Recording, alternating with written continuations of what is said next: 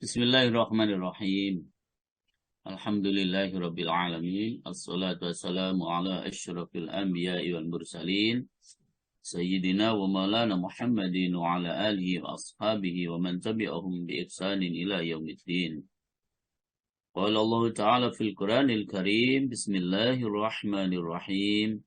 I'lamu annamal hayatud dunya la'ibu wa lahu wa zinat وزينة وتفاخر بينكم وتكاثر في الأموال والأولاد.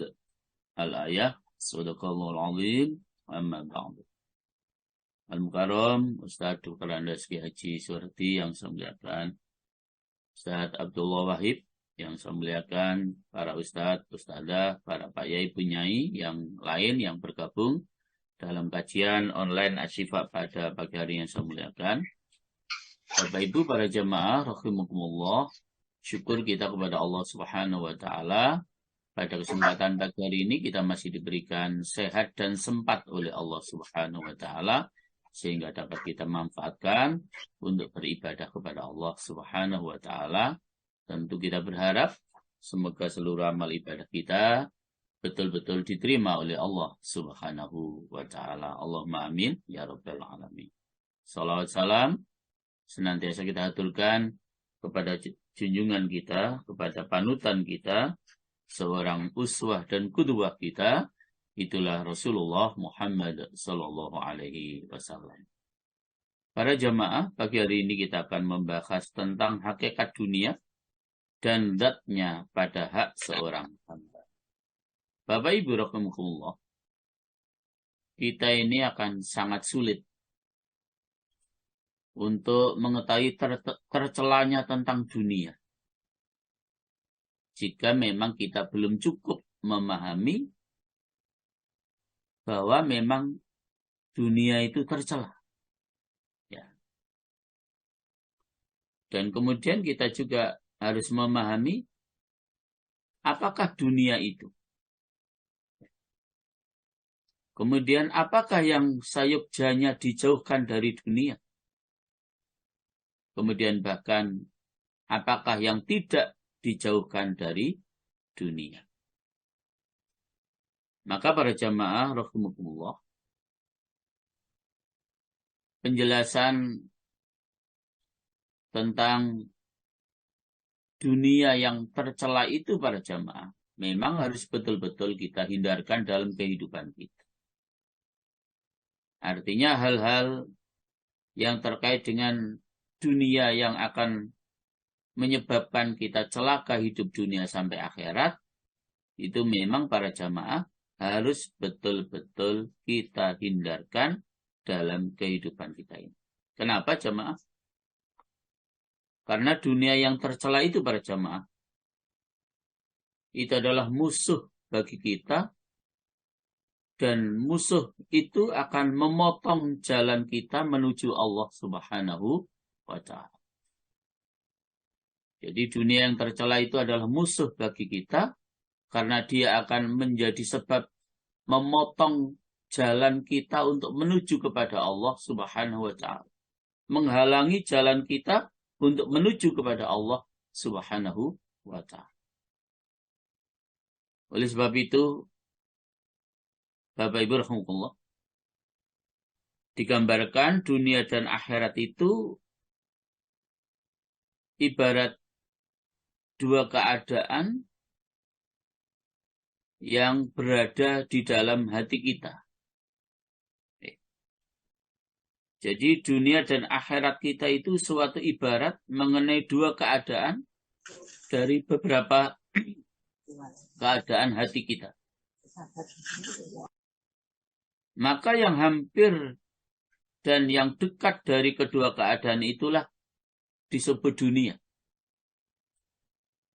Yaitu setiap apa yang ada sebelum kita mati, dan yang terkemudian atau yang terakhir itu baru disebut akhirat, yaitu apa-apa yang ada setelah kita mati atau setelah kita meninggal dunia. Untuk itu para jamaah, apa yang ada pada diri kita dan ada keuntungan adanya atau padanya, bahkan ada bagian, ada maksud, ada nafsu syahwat, dan kelezatan-kelezatan yang segera sebelum kita meninggal dunia, memang itu adalah dunia pada hak kita. Kecuali bahwa semua yang ada pada diri kita, ada kecenderungan kepadanya, lalu padanya ada bagian dari keuntungan, maka yang seperti itu memang semuanya tercela. Oleh karena itu para jemaah, dunia itu ada 3 bagian. Jadi dunia itu ada 3 bagian. Yang pertama para jemaah, apa yang menemui kita di akhirat nanti. Dan buahnya langgeng bersama kita sesudah kita meninggal. Bahkan tidak pernah terputus walaupun kita sudah meninggal. Apa yang menemani kita di akhirat? Yang buahnya langgeng bersama kita dan tidak akan putus bersama kita, yaitu 2 perkara. Yang pertama ilmu, yang kedua adalah amal. 2 perkara yang akan selalu menemani kita walaupun kita sudah meninggal dunia. Yang pertama ilmu, yang kedua adalah amal. Ilmu yang dimaksud ini ilmu apa para jemaah? Ilmu yang dimaksud adalah ilmu tentang Allah. Kita dituntut untuk mengetahui tentang sifat-sifat Allah. Kita dituntut juga untuk mengetahui af'al Allah, perbuatan-perbuatan Allah. Bahkan disempurnakan kita dituntut untuk mengetahui tentang malaikat-malaikat Allah, tentang kitab-kitab Allah, tentang para utusan-utusan Allah, bahkan alam malakut bumi dan langitnya. Dan yang dimaksud dengan ilmu itu adalah juga ilmu dengan syariat yang dibawa oleh Rasulullah Muhammad Sallallahu Alaihi Wasallam.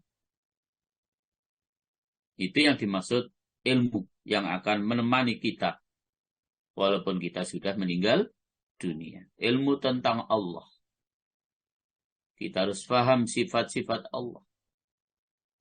Kita harus paham tentang af'al Allah, perbuatan-perbuatan Allah, dan seterusnya tadi. Nah, yang dimaksud dengan amal, apa yang akan menemani kita? Ini yang harus menjadi catatan para jamaah. Jadi amal yang akan menemani kita walaupun kita sudah meninggal dunia adalah ibadah yang ikhlas karena Allah Subhanahu wa ta'ala. Nah, ini memang catatannya para jamaah.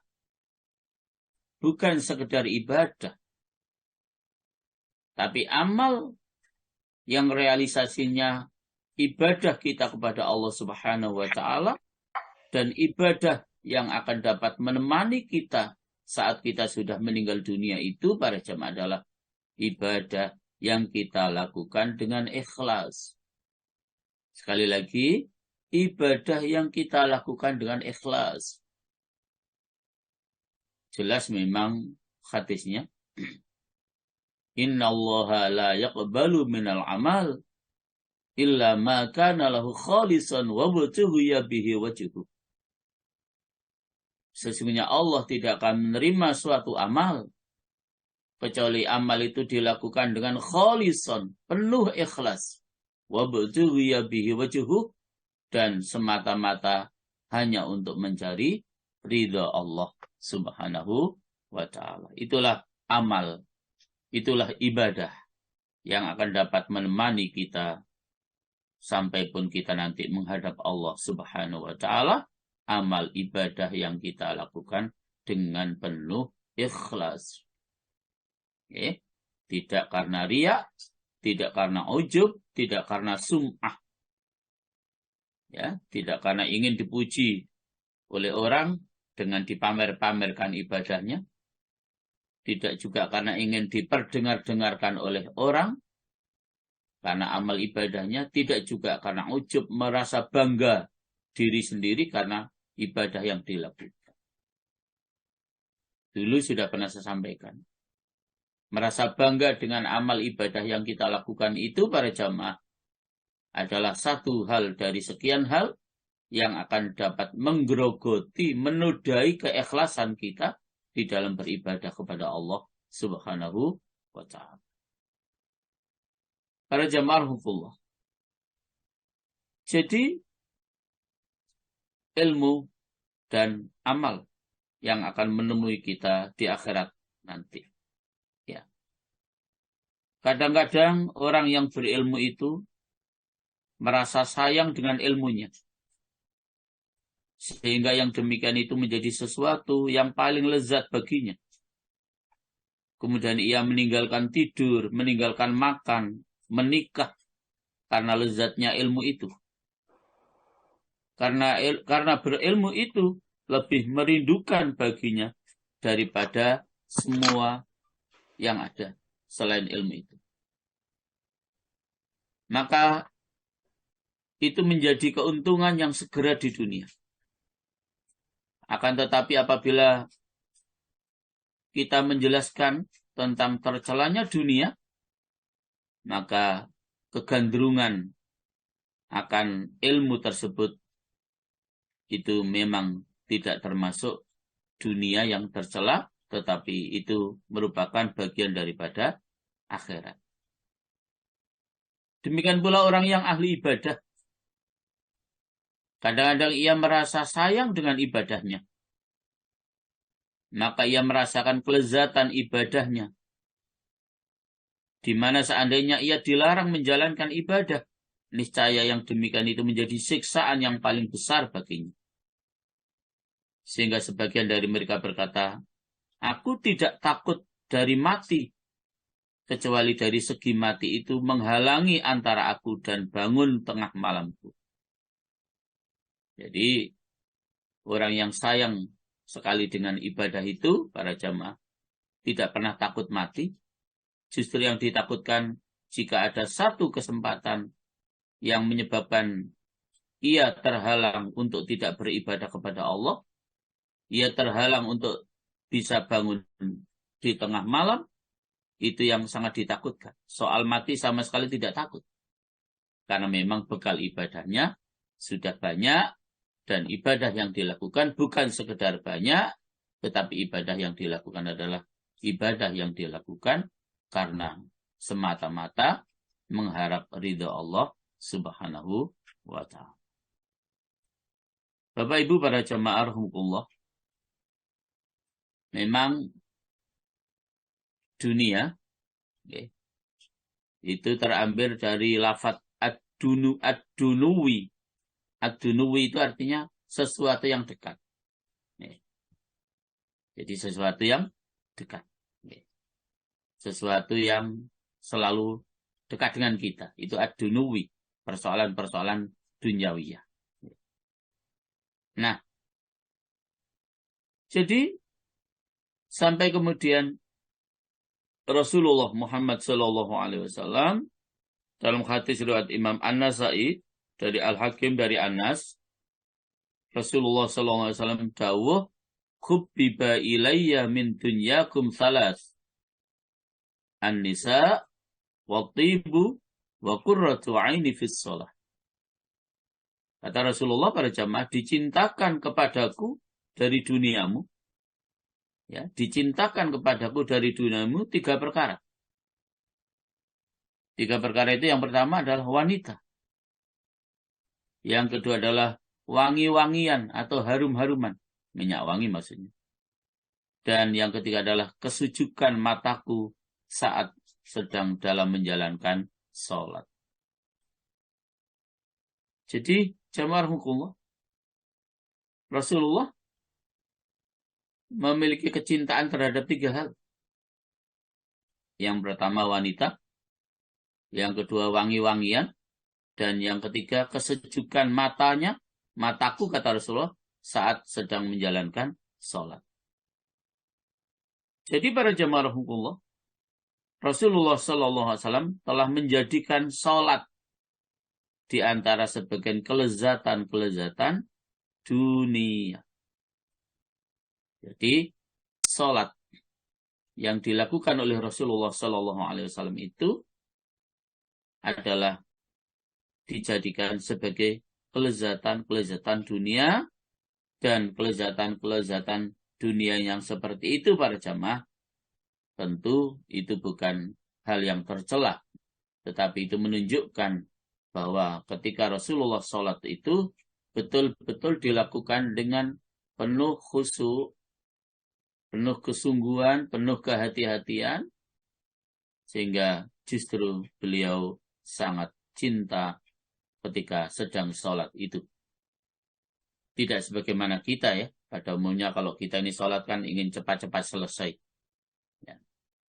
Sehingga kalau ada imamnya yang agak lama ketika ngimami itu secara umum, lalu kita tidak suka. Lalu kita tidak suka karena terlalu lama. Memang terlalu lama tidak boleh. Kenapa? Karena kita harus paham makmum kita itu. Ada anak muda, ada orang dewasa, bahkan ada orang yang sudah renta, tua. Itu semua harus kita pertimbangkan. Ya. Maka demikian pula, jangan terlalu cepat. Dengan pertimbangan tadi itu juga. Kalau terlalu cepat nanti orang tua bisa ya kepontal-pontal itu. Baru rukuk sudah sujud. Sujud belum apa sudah duduk di antara dua sujud. Nanti bisa kepontal-pontal itu orang tua. Memang Rasulullah SAW tidak pernah menegur orang yang sholatnya cepat. Bukan karena itu tidak salah.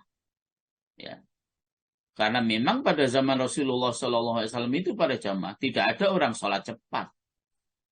Makanya beliau dengan sholat yang sempurna itu dinikmati sebagai sebuah kelezatan di dunia. Karena dinikmati saat ibadah itu. Bukan seperti kita dikejar-kejar orang, gitu ya. Kalau sholatnya terlalu cepat, bagaimana kita bisa menikmatinya? Jadi beliau justru menegur orang yang sholatnya lama, karena waktu itu memang tidak ada orang yang sholatnya cepat-cepat. Ya. Jadi mayoritas memang lama, dinikmati memang sholat.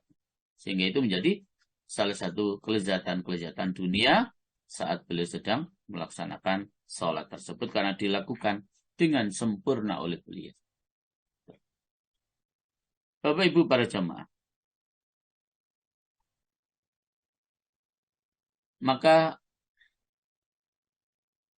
itulah bagian yang pertama tentang dunia.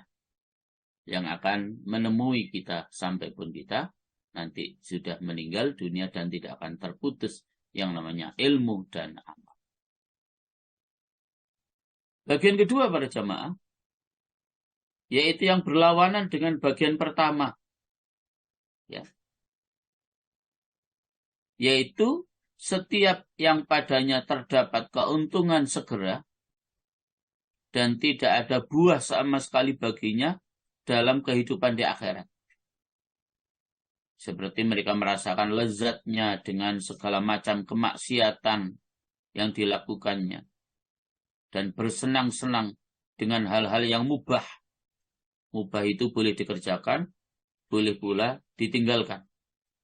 Jadi bersenang-senang dengan kelezatan hal-hal yang hukumnya mubah. Ya, yang melewati kadar kebutuhannya.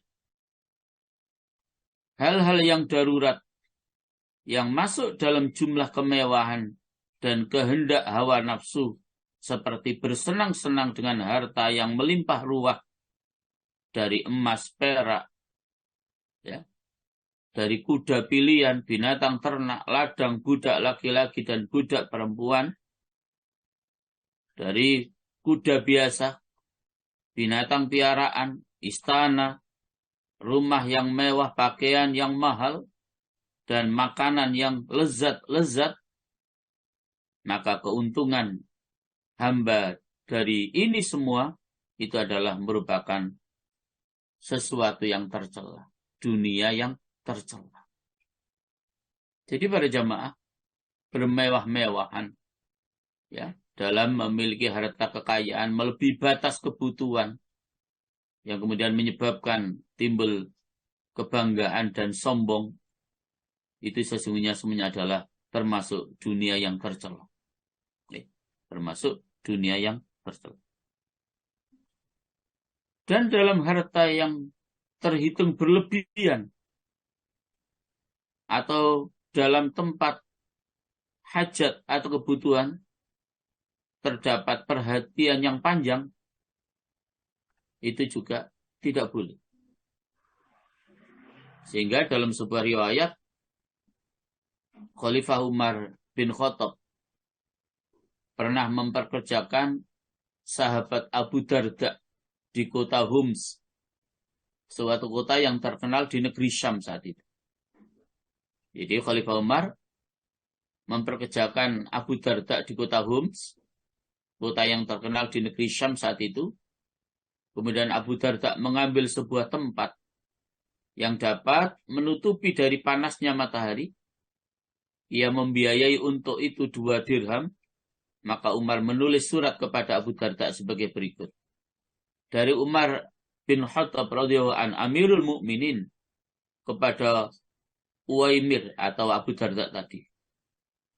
Sesungguhnya telah ada bagimu dalam pembangunan Parsi dan Romawi apa yang kau merasa cukup dengan itu dari membangun dunia ketika Allah Ta'ala menghendaki kehancurannya. Maka apabila telah sampai suratku ini, maka aku sungguh telah memperjalankan engkau ke Damsik atau Damaskus beserta keluargamu. Maksudnya dari kota Homs di kota Homs di negara Syam itu, Abu Darda dipindah lagi ke Damsik. Ya. Jadi dipindah tugas ke Damsik. Maka setelah surat itu diterima oleh Abu Darda, ia beserta keluarganya pindah ke Damsik dan tinggal di sana hingga wafat pada masa Khalifah Utsman bin Affan. Maka ini dipandang oleh Umar bin Khattab radhiyallahu an sebagai berlebihan dari dunia. Maka perhatikanlah dengan sungguh-sungguh. Jadi jamaah, menugaskan karyawan atau pejabat di bawahnya sampai akhirnya dengan pindah ke kota satu ke kota lain, dipindah lagi dari satu daerah ke daerah lain, dipindah lagi dari satu negara ke negara lain, sampai kemudian akhirnya wafat, itu adalah berlebih-lebihan dalam persoalan dunia. Sehingga Umar bin Khattab saat itu menyesal sampai kemudian Abu Darda itu meninggal di kota Damsik tersebut karena menjalankan tugas yang harus pindah-pindah seperti itu. Itu adalah berlebihan dalam persoalan dunia. Itu menyebabkan Umar bin Khattab dengan menugaskan itu menjadi sangat menyesal. Sampai akhirnya Abu Darda meninggal dunia di kota Damsik tersebut. Lalu yang ketiga para jamaah, bagian dunia yang ketiga adalah tengah-tengah antara dua ujung. Kalau tadi dunia yang pertama yang akan menemani kita sampai di akhirat. Kalau bagian kedua tadi semuanya tercela, nggak ada gunanya, hanya berguna untuk kehidupan di dunia saja. Maka untuk kehidupan akhirat lepas, nggak ada gunanya sama sekali. Maka bagian yang ketiga ini para jamaah adalah tengah-tengah antara dua ujung tadi, antara nomor 1 dengan nomor 2 tadi. Ya. Tiap-tiap keuntungan dalam waktu segera atau keuntungan dunia itu menolong kepada amal perbuatan akhirat. Jadi contohnya sekedar kita harus makan untuk apa? Untuk agar kita memiliki kekuatan dan kesehatan untuk beribadah kepada Allah. Ya, jadi tidak murni memang urusan dunia, hubungannya dengan akhirat. Tidak murni kita memang hanya menumpuk harta kekayaan, tapi memang kita tetap butuh dunia. Sekedar kita harus makan memang untuk tetap agar kita kuat, agar kita tetap sehat. Untuk apa? Untuk beribadah kepada Allah. Untuk mengantarkan kita agar kita bisa bertakwa kepada Allah. Ya. Bahkan sekedar kita pakai baju kurung atau baju gamis yang kasar, yang semuanya itu adalah sekedar menutup aurat buat kita, agar kita betul-betul bisa menggunakan baju tersebut untuk beribadah kepada Allah Subhanahu wa Ta'ala. Bahkan dengan cara-cara seperti itu para jamaah, itu artinya dunia sebagai pengantar kita untuk menuju akhirat. Ya. Jadi dunia sebagai media bagi kita untuk mencapai akhirat. Jadi ini tidak termasuk dari dunia seperti pada bagian pertama, karena ia menolong kepada bagian pertama dan perantara kepadanya. Bila mana yang demikian itu dapat diperoleh oleh seorang hamba dengan tujuan mendapatkan pertolongan dengan itu pada ilmu dan amal, maka dengan demikian ia tidak memperoleh kepada dunia.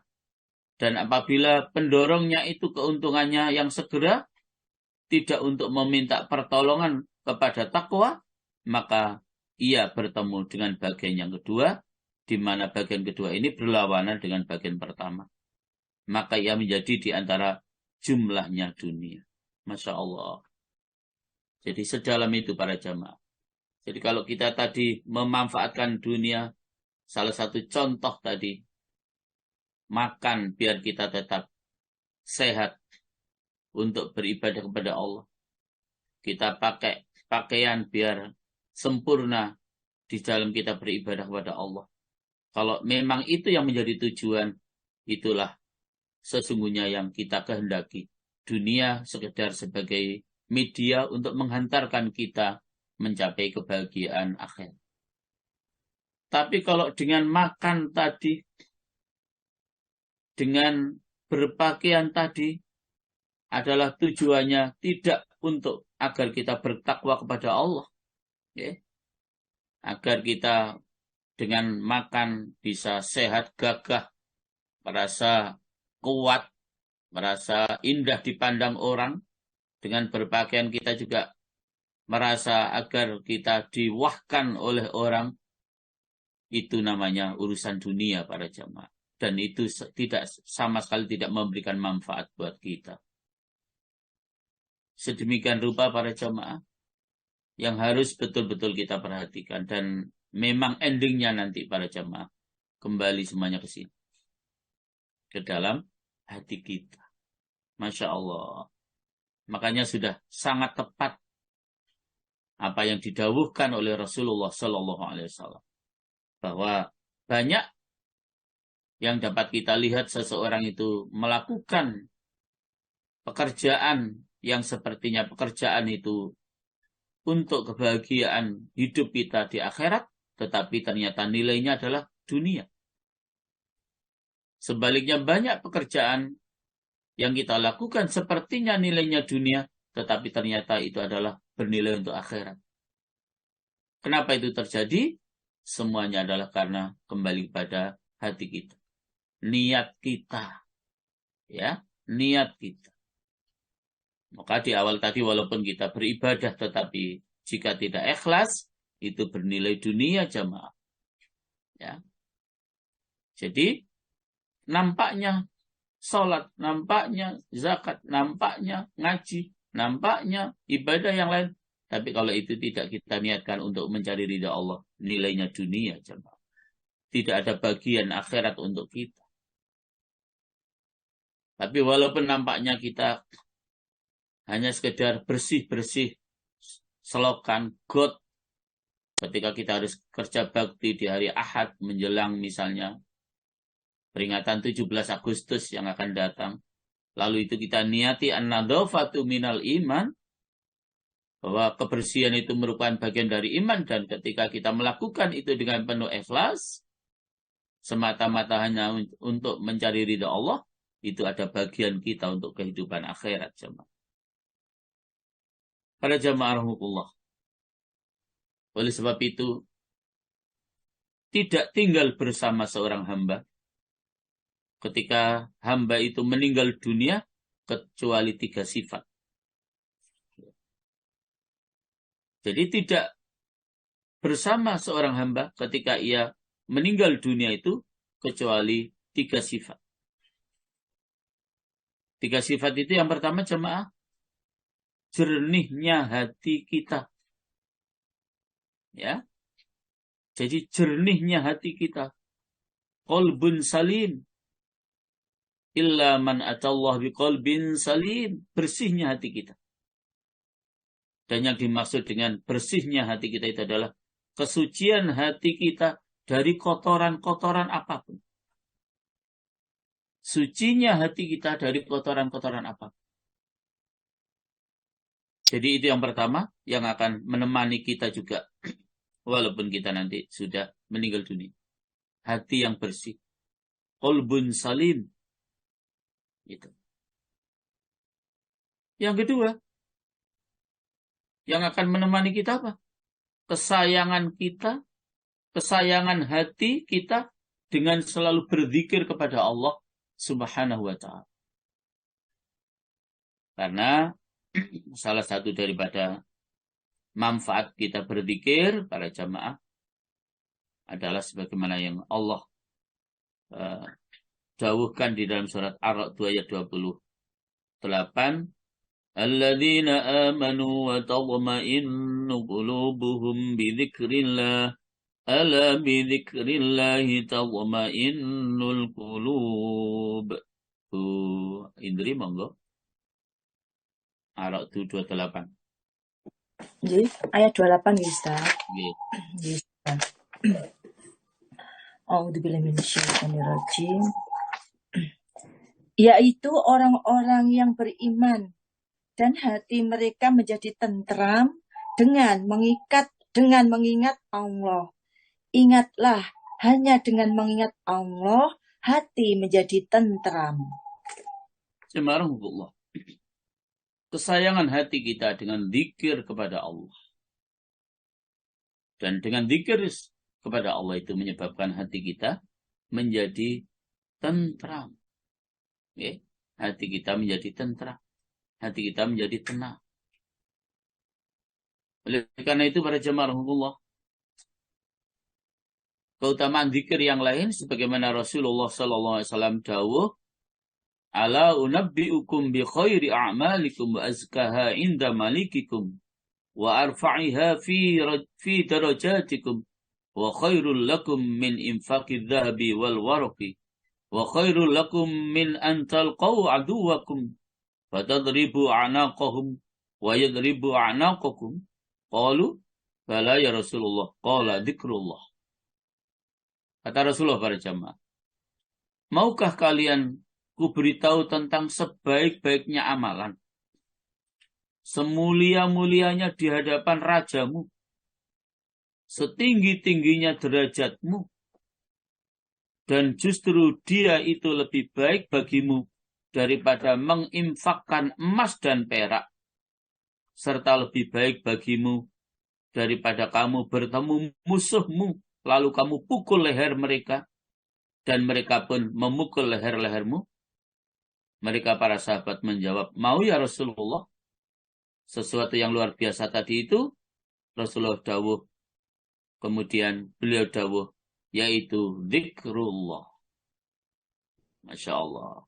Jadi, zikir kepada Allah itu adalah amal yang sebaik-baiknya, semulia-mulianya kita di hadapan Allah, setinggi-tingginya derajat kita, ya, bahkan lebih baik daripada kita menginfakkan emas dan perak. Itu adalah zikrullah. Perbanyak zikir kepada Allah Subhanahu wa ta'ala.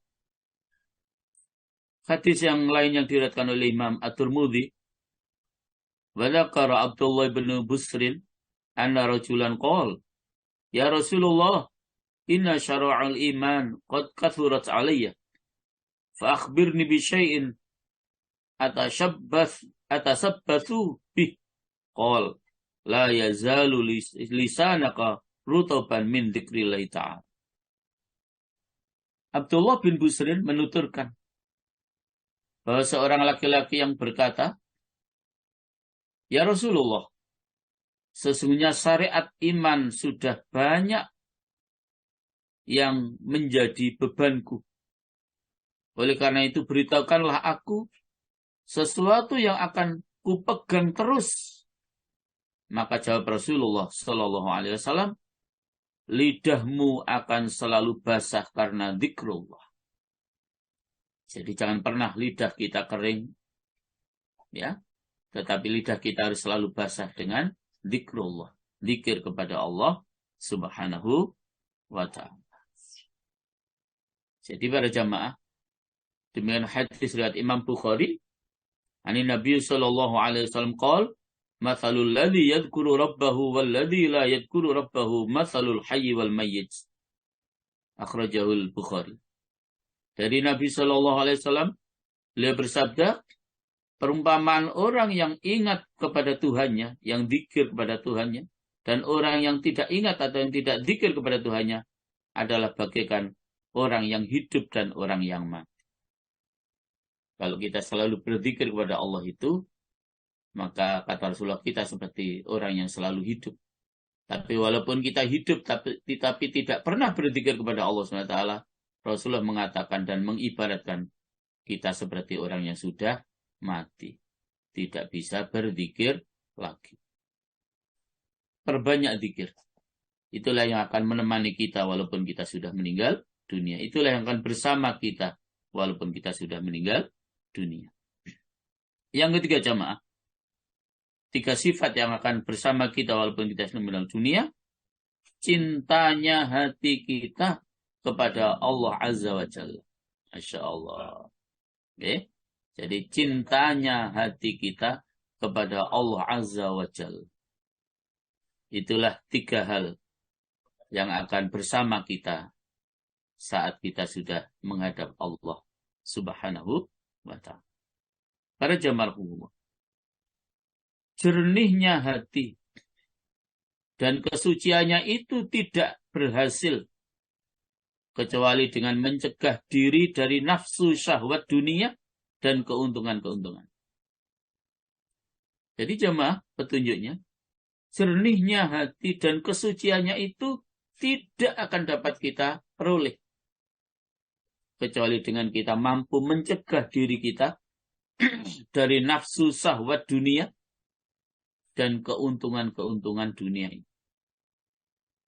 Selama kita masih berputar-putar tentang dunia, maka hati kita akan sulit untuk bisa jernih dan hati kita akan sulit untuk bisa suci. Kenapa? Karena kalau sudah masih urusan dunia urdu, itu mesti masih terjadi ya persimpangan jalan, saling kejar, saling membenci. Kalau itu kok dagangannya laris, kenapa saya tidak laris? Akhirnya berbuat sesuatu yang tidak diridhoi oleh Allah. Dan seterusnya, dan seterusnya. Ya, dan seterusnya, dan seterusnya.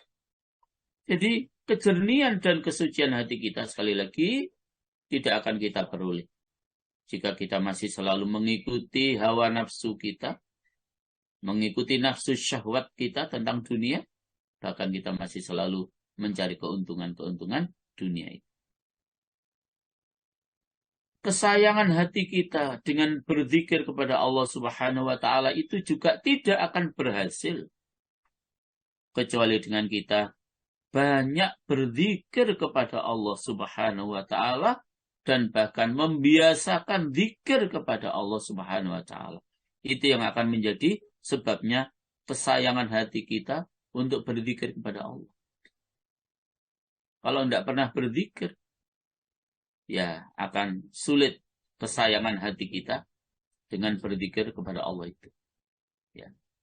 Jadi kesayangan hati kita dengan zikir kepada Allah SWT tidak akan pernah berhasil kecuali dengan kita banyak berzikir kepada Allah Subhanahu wa taala, bahkan membiasakan berzikir kepada Allah Subhanahu wa taala. Kemudian mencintai Allah Subhanahu wa taala tidak akan berhasil para jamaah mencintai Allah Subhanahu wa taala itu kecuali dengan makrifat kepada Allah Subhanahu wa taala. Kecuali dengan kita makrifat kepada Allah Subhanahu wa taala. Dekat dengan Allah Subhanahu wa taala. Faham dan kenal, tahu betul Allah Subhanahu wa taala. Ya. Dan makrifat kepada Allah Subhanahu wa taala itu tidak akan pernah berhasil kecuali dengan melanggengkan berfikir tentang keagungan dan kebesaran Allah Subhanahu wa taala. Ya Allah, kalau kita melihat apapun yang diciptakan oleh Allah di dunia ini, sesungguhnya tidak ada alasan bagi kita para jamaah kemudian tidak dekat dengan Allah. Kemudian tidak mengenal Allah. Kita bisa bayangkan bagaimana penciptaan langit dan bumi. Langit yang setinggi itu berlapis 7.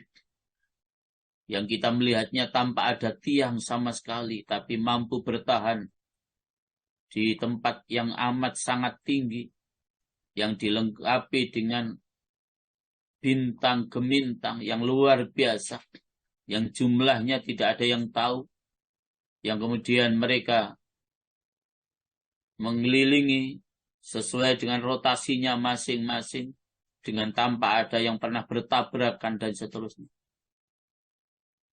Bahkan hal yang sudah sering saya sampaikan pada jamaah. Sekedar melihat matahari saja para jamaah. Yang itu menurut penelitian yang dilakukan oleh para ahli.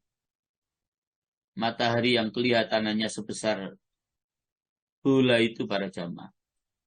Itu ternyata setelah diteliti besarnya adalah 300.000 kali dibanding besarnya bumi yang kita tempati. Allahu Akbar. Jadi dengan kita berpikir tentang keagungan Allah, dengan melihat kebesaran Allah atas ciptaan-ciptaannya, itulah para jamaah yang menjadi wasilah dan media bagi kita untuk betul-betul kemudian kita mencintai Allah Subhanahu wa ta'ala. Bahkan para jamaah, ketika kemudian ada semacam kalimat man arafa nafsahu arafa rabbahu, itu memang betul-betul kenyataan. Siapa yang mengenal dirinya, maka akan mengenal Tuhannya. Diri kita yang seperti ini Masya Allah, demikian sempurna Allah mengatur jaringan-jaringan yang sedemikian rupa yang ada di badan kita ini setelah dilakukan penelitian. Allahu Akbar. Betapa sempurna Allah menciptakan diri kita ini. Maka siapa yang mengenal dirinya, sesungguhnya dia mengenal Tuhannya. Tidak mungkin siapapun mampu mengatur anatomi tubuh kita sedemikian sempurna para jamaah. Yang itu memang siapapun tidak akan mungkin mampu untuk menciptakan serapi dan sesempurna ciptaan Allah Subhanahu wa ta'ala. Belum melihat makhluk-makhluk Allah yang jika kita selalu berpikir tentang keagungan dan kebesaran Allah Subhanahu wa ta'ala, itu yang akan menjadi sebab kita selalu mencintai Allah Subhanahu wa ta'ala. Bapak Ibu para jamaah, sifat 3 inilah yang menyelamatkan diri kita dari siksaan dan yang akan membahagiakan diri kita setelah kita meninggal dunia. Oke, jadi setelah kita meninggal dunia. Adapun sedikit lagi. Adapun kesucian hati dari nafsu syahwat dunia itu diantaranya sekali lagi, itulah yang menyelamatkan dari bahaya kehidupan kita di dunia. Ya. Jadi kesucian hati dari nafsu syahwat dunia itu yang akan menyelamatkan diri kita dari bahaya dunia ini.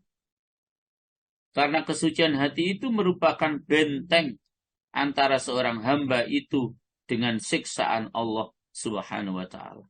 Sebagaimana diterangkan dalam hadis yang diriwayatkan oleh Imam Ahmad Tabrani,